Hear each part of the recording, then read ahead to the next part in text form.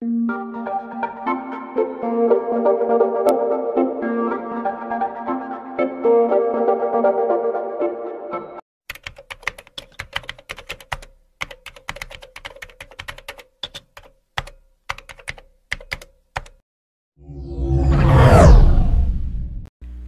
are you going?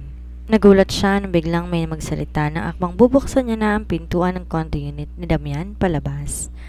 May bibilin lang ako sa labas, seryosong sabi niya. Like what? It's too early. Baka makikipagkita ka lang kay Brian. Sita nito sa kanya. Inis na hinarap niya ito. What's wrong kung makikipagkita nga ako sa kanya? Hindi ba sinabi mo sa ibang lugar kami magpunta kung gusto namin magkita? Anong pinagpuputok ng butsi mo dyan? Mabilis tong nakalapit sa kanya. Hinaklit ang isang braso niya.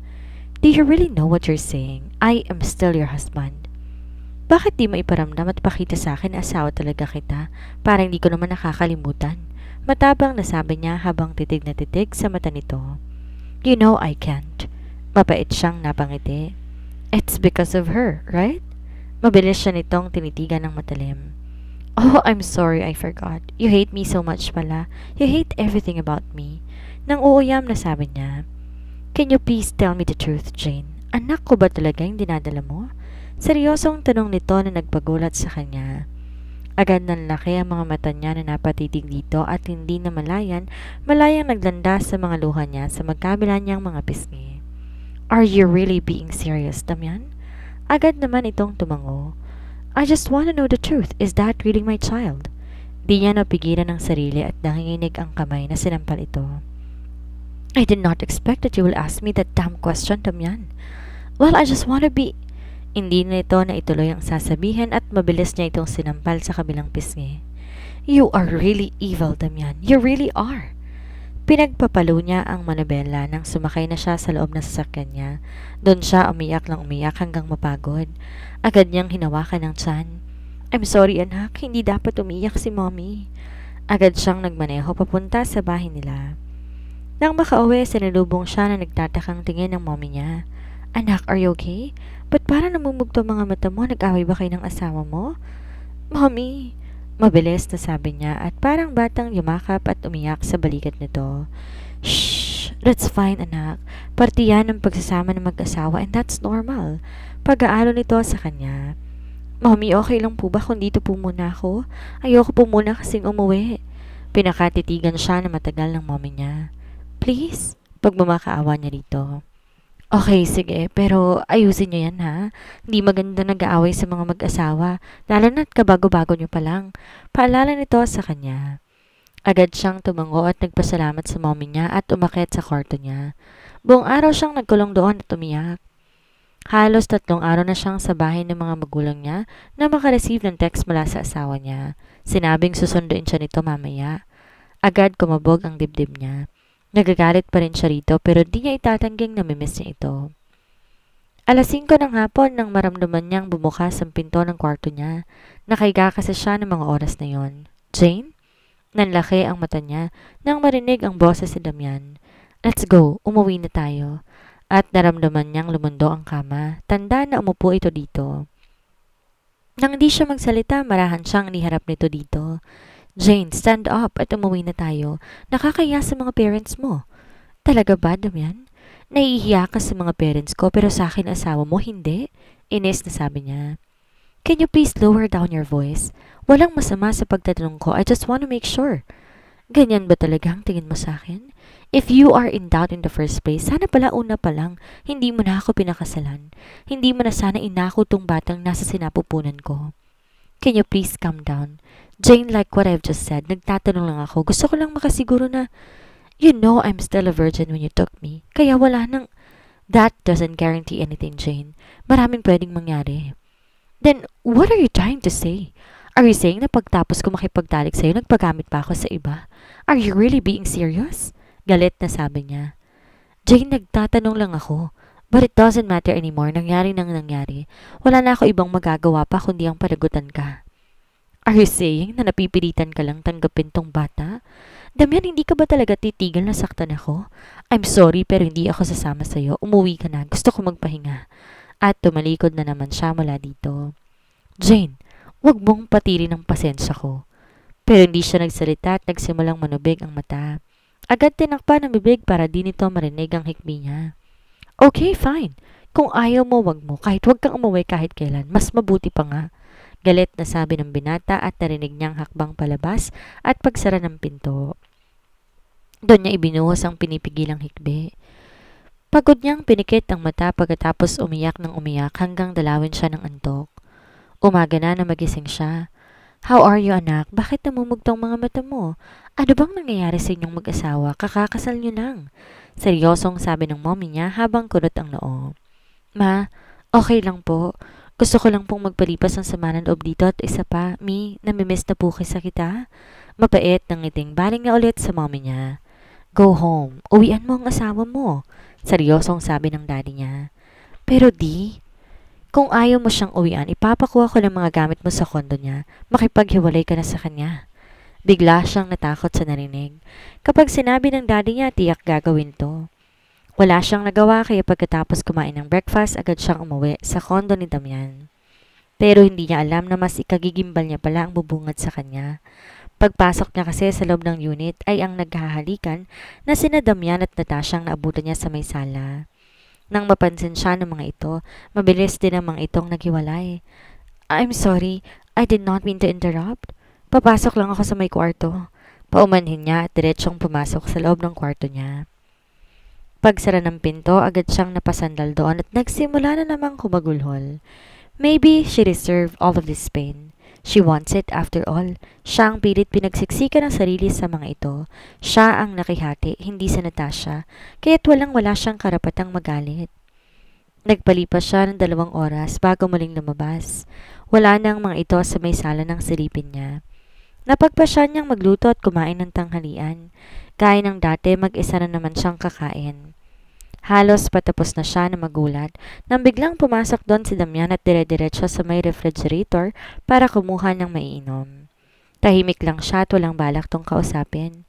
Buti umuwi ka pa. Sita nito sa kanya habang binubuhos ang tubig sa may basong hawak nito. Wrong timing palang pag-uwi ko. I didn't know that Natasha is here. Kung alam ko lang, di pa sana ako umuwi. Seryosong sagot niya na hindi man lang tumitingin dito at busy pa rin sa pagkain. Why? Kailangan ko magpaalam sa'yo kapag iuwi ko rito ang girlfriend ko? As far as I remember, this is my house. I am not saying that. Yes, hindi mo ako kailangan intindihin. Pwede mo siyang papuntahin dito kahit kailan mo gusto. Wala naman tayong pakailaman sa isa't isa, hindi ba? I just wish na hindi mo rin ako pinapakialaman sa pakikipagkita ko kay Brian. Seryosong sabi niya rito at tinitigan to sa mga mata. Are you saying pinapakialaman kita sa pakikipagkita mo sa kanya? I don't care kahit ano pa ang gawin niyong dalawa. Wag na wag ka lang magkakamaling dungisan tong bahay ko, kasama ng lalaki mo. Bago siya makasagot, palabog na itong umalis. Mula ng araw na umuwi siya, hindi na sila ulit nagkausap ni Damian. Halos 2 araw na rin tong hindi umuwi na siyang pinagtataka niya.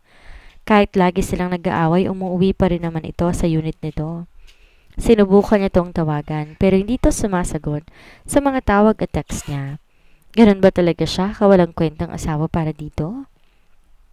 Tumipas pa ang 1 araw, pero ni Anina ni Damian hindi niya nakita. Kaya mabilis siyang nagbihis at nagpunta sa restaurant ito. Agad niyang nakita doon si Bianca. Jane! Tawag nito sa kanya nang tuluyan siyang makita. Bianca, kamusta? I just wanna know kung nandito ba si Damian? Seryosong tanong niya. Agad itong tumango. Oo, nandito si boss. Bakit? Araw-araw ba siyang pumapasok dito sa restaurant? Dahan-dahan tong tumango na mukha namang nagtataka. Oo, bakit Jane? May problema ba kayo ni boss? Wala. I'm just checking him out. Alanganing ngiti niya. Sige Bianca, puntahan ko lang siya saglit sa may opisina niya. Paalam niya at mabilis kumatok sa may opisina nito. Come in. Dinig niyang sabi nito at mabilis binuksan ang pinto at pumasok. Nagulat to na makita siya. What are you doing here? Bakit di ka umuwi? Seryosong tanong niya. Umuwi ka na. I'm busy. At yumuko ito para bumalik sa ginagawa. Damian, sigaw niya rito. Jane, can you please lower your voice? Ano bang kailangan mo? Inis na sabi nito sa kanya. May problema ka ba, Damian? Gusto kong malaman ba't di ka umuwi dahil nag-aalala ako sa'yo. Pabagsak nitong binaba ang ballpen na hawak sa may lamesa. Hindi ko naman sinabi sa'yo mag-alala ka. Pwede ba, Jane? Pagod na ako makisama sa'yo. What are you trying to say? May ginawa na naman ba kung di mo nagustuhan? Please, Jane, not now. Just go home. Parang walang buhay na sabi nito sa kanya. Agad na tong nilapitan, niyakap sa pagkakaupo nito. I'm sorry kung may nagawa kung hindi mo nagustuhan, please. Umuwi ka na sa bahay. Kahit di mo ako kinakausap sa bahay, at least umuwi ka pa rin. Please, Damian? Pakiusap niya rito kahit mukha na siyang martir, titiisin niya. Jane, I'm busy and tired. Umuwi ka na. Tinanggal ang pagkakayakap niya mula rito. Uuwi ka ba mamaya? I don't know, please go home. Mukhang nagtitimpi lamang tong sigawan siya. Kung may problema kapag usapan natin. Jane! I said go home, hindi ka ba marunong umintindi? Sigaw nito sa kanya. Well, hindi na nga pala ako dapat magtaka. You're always like that. Mahilig kang ipagsiksikan ng sarili mo sa taong ayaw naman sa'yo. What? Magdadrama ka na naman? Pwede ba, Jane, stop using those tears in me? Kung mag-aalala naman ako para dyan sa batang nasa sinapupunan mo, kaya please, just go away. Pero nakatayo lang siya at umiiyak, ni hindi tumitinag mula sa kinatatayuan. Okay, kung ayaw mong umalis, ako ang aalis. At mabilis tong lumabas at pabalibag na isinara ang pinto. Ano na naman ba ang ginawa mo, Jane? Ginalit mo na naman ang asawa mo. Pero bigla siyang natawa sa sarili. Asawa? Asawa niya ba talaga to? Mabilis niyang kinuha ang bag at lumabas ng restaurant. Di niya rin pinansin ang pagtatanong ni Bianca sa kanya. Nasa may parking lot siya na maramdamang may humablot sa isang braso niya. Jane, are you okay? Nang lingunin niya, kita niya ang kunot ng mukha ni Brian. Bri! At tumagulhol siya. Shh! Tahan na, Jane. Si baby baka pumangit. Pagbibiro nito sa kanya at pinunasan ang luha niya sa pisngi. Napangiti siya sa sinabi nito. See? You look beautiful when you're smiling. Bri, busy ka ba? Pwede bang samahan mo muna ako? Ayoko muna kasing umuwi. Seryosong sabi niya rito. Okay lang ba kung doon lang tayo sa may kondo ko? You know I can't bring you to the bar or the club. You're pregnant. Seryosong sabi nito. Agad siyang tumango. Ilang minuto lang nakarating na sila sa may condo unit nito. Matyagatong nakinig sa lahat ng sentimiento niya sa buhay. Here, I made you something special para naman mawala yung lungkot mo. Sabay abot sa kanya na isang dessert. Halos maglaway siya na makita ang isang strawberry ice cream. Yan lang kasi ang alam kong nakapagpapaga ng loob ng mga babae aside from shopping. Ngiti nito sa kanya. Thank you, Bri. Thank you because you're always here for me. Minsan nga nahiya na ako sa'yo kasi parang naalala lang kita kapag may kailangan ako. Agad nitong kinulong ang mukha niya gamit ang dalawang kamay. Shh, Jane, don't say that, okay? You're important to me and I'm always here for you whenever you need me, okay? At hinalikan ng noon niya. 10:00 ng gabi na makareceive siya ng message mula kay Damian. Where the hell are you? Nakasimangot na binura niya ang text nito.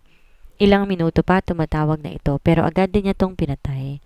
Ngayon, ikaw naman na magdusa. Alam mo na ngayon kung anong feeling na nag-aalala. Kausap niya sa kanyang sarili. Pero bigla siyang napakunot noo. Teka, nag-aalala nga ba si Damian sa kanya?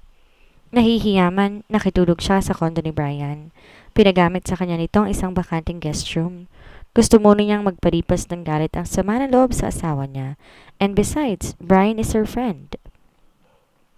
Kinabukasan, maaga siyang nagising. Nang lumabas siya, handa ng lamesa. Good morning! Masayang bungad sa kanya ni Brian.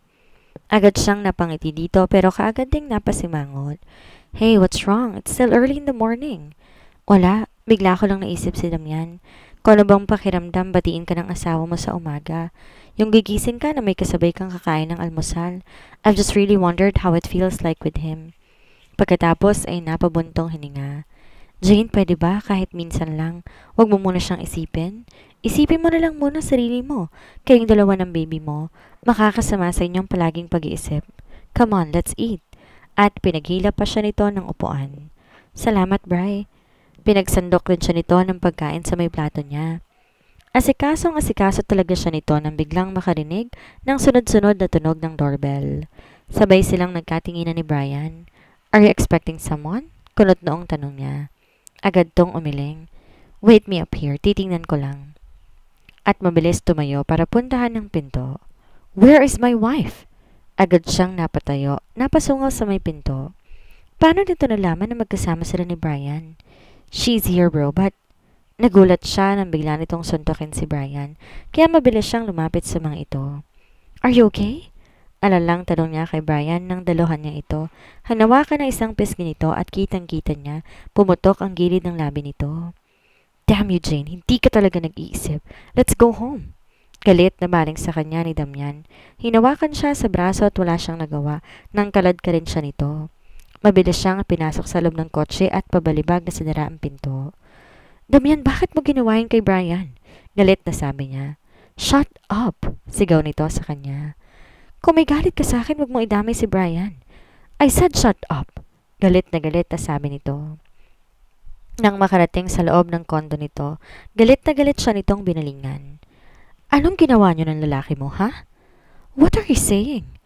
Don't play innocent. Hindi ka pa talaga nakontento, ha, Jane?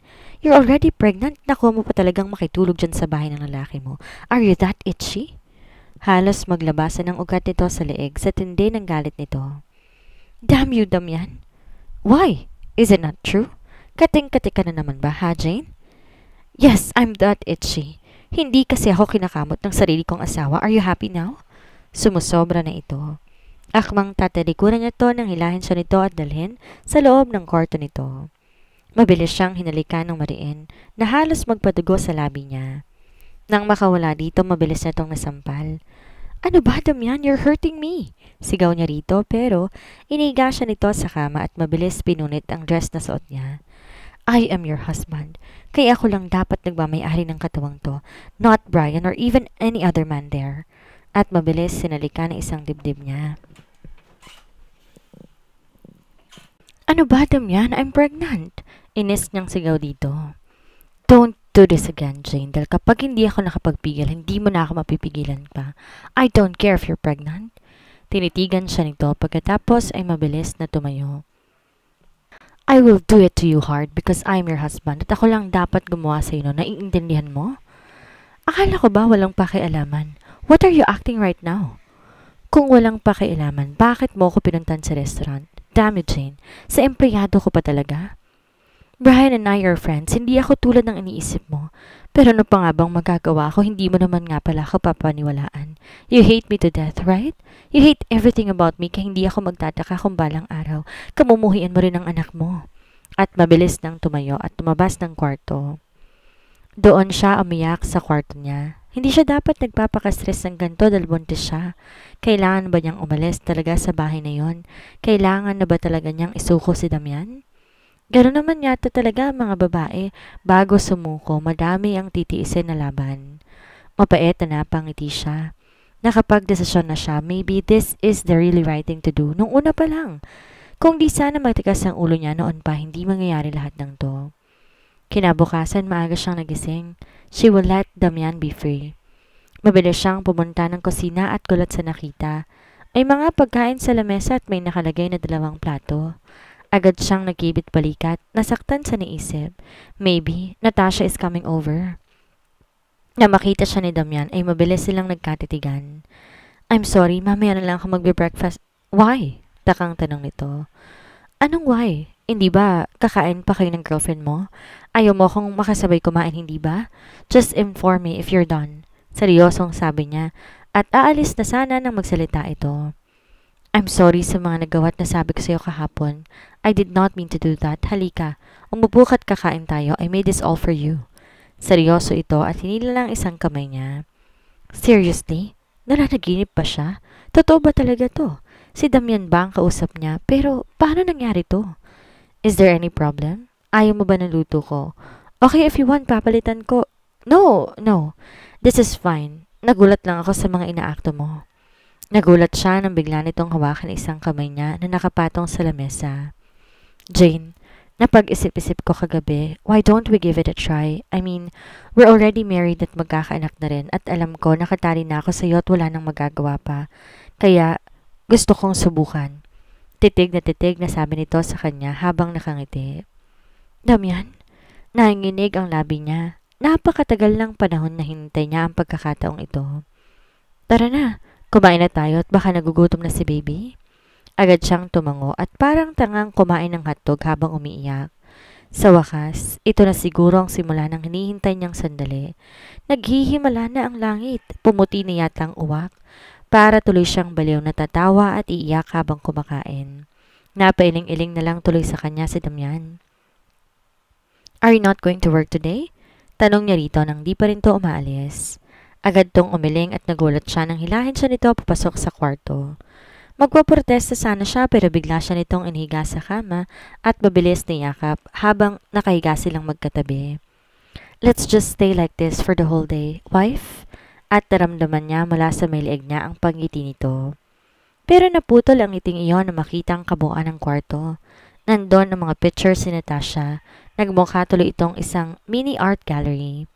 "I hope you don't mind. I'm still coping." Seryosong sabi nito. Agad siyang tumango pero napangiti ng mapait. "Yes, I understand." Pipilitin kong kalimutan siya, Jane. From now on, I will never mention her name anymore. Ngiti nito sa kanya na nagpangiti rin sa kanya. "Thank you, Damian. Hindi mo alam kung paano mo ako napasaya ngayon? You don't need to thank me, Jane. I'm just doing what's right and I think this is the best thing to do. Simula ngayon gusto kong maging isang mabuting asawa sa'yo. I love you, Damian." At tinalikan niya ito sa labi. Ilalayo sana niya ang mukha niya nang bigla siya nitong kabigyan at gantihan ng halik na mariin. "I'm sorry for being such a jerk for the last 15 years, Jane. I may not promise to be a perfect husband, but I promise that I'm very much willing to learn to love you now." Wala siyang masabi kaya mabilis itong hinila para magyakap sila. "Thank you, Damian. This is one of the happiest moment in my life. Pinapangako ko sa'yo hindi na ako magiging sakit sa ulo. Hindi na ako magiging pasaway. Hindi. Shh! You don't need to change yourself for me because if you do, hindi na ikaw si Jane." "But you said you hate everything about me." Malungkot na sabi niya. "That was before. I'm sorry for everything. I promise, Jane, aalagaan ko kayong dalawa ng maayos na magiging anak natin." She just wished na hindi ito isang panaginip lang. Agad siyang napangiti dito at mahigpit na yumakap sa katawan nito. Nang magising siya, magkayakap pa rin silang dalawa. Malayo niyang pinagsawa ang mata niya sa buong mukha nito. Sa tinagal-tagal ng panahon, ito ang unang beses na natitigan niya ito ng matagal. Nang mapatingin sa orasan, nagulat siya na mapagtantong tanghali na pala. Kailangan niyang magluto ng pananghalian, baka nagugutom na rin ang baby niya sa tiyan. Nang i-check niyang refrigerator, agad siyang napangiwi. Walang kalaman-laman kundi hotdog. Siya lang naman ang kumakain dito at ito lang ang mga alam niya. Bahala na, sana naman kainin niya to. Nang marinig ang pagtunog ng shower, bigla siyang nataranta. Gising na ito. Di niya namalayan, sunog na pala ang hotdog na niluto niya. Di niya alam pero agad siyang nakaramdam ng failure. Namalayan na lang niyang tumutulo ng luha niya at nagsimulang umalog ang balikat niya. Habang nakaharap sa kalan, tinitingnan na sunod na hotdog. Nagulat siya nang biglang may yumakap sa likuran niya at mabilis siyang halikan sa pisngi. Pero bigla itong nagulat at agad siyang hinarap. "Hey, what's wrong?" Alalang tanong nito. "I'm sorry." "Sorry for what?" Naguguluhang tanong nito. Agad siyang napatingin sa hotdog na niluto niya. "Gusto ko sana maganda ng lunch natin pero hindi ko naman ginusto na..." "Shh, that's okay. Nakapasimpleng bagay lang yan pero di ko pa magawa eh. If you want, mag-order na lang tayo sa restaurant mo." "No, it's okay. I will eat that." Malungkot na sabi niya. "Damian, it's not edible to eat." "No, this will do. My wife cooked this for me and I'm much happy to eat this." "Sigurado ka ba? Baka mamaya sumakit pa yung tiyan mo tapos..." "Jane, don't worry, okay? I will eat this. Come on." Nang kagatin nito ang hotdog, kitang-kita niya ang bahagya nitong pagngiwi, pero agad ngumiti na mapansing nakatingin siya rito. Bumaling to sa kanya na mapansin nitong umiiyak pa rin siya. "Why are you crying? I told you it's fine." Agad siyang napailing. "No, I'm just happy." Para na siyang baliw, iiyak tapos tatawa. "This is the very first time na kainin mong luto ko and I think ako na ang pinakamaswerteng babae. Thank you for giving our marriage a chance. Our child deserve a complete family who can call his own." Nakangiting sabi nito na halos magpatunaw na sa puso niya.